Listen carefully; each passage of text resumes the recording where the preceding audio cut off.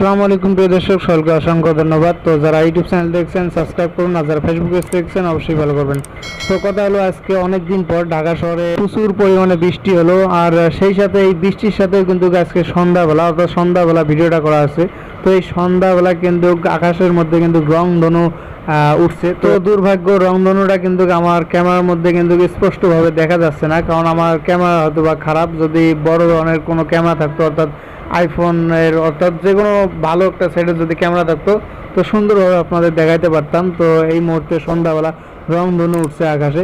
তো যাই হোক, অবশ্যই আপনারা একটু সাপোর্ট করবেন এবং সাপোর্ট করে পাশে থাকবেন। আর বললামই, আজকে ঢাকা শহরে প্রচুর পরিমাণে বৃষ্টি হলো। তো ভিডিওটা করা হচ্ছে মাগরিবের সময় অর্থাৎ সন্ধ্যাবেলা।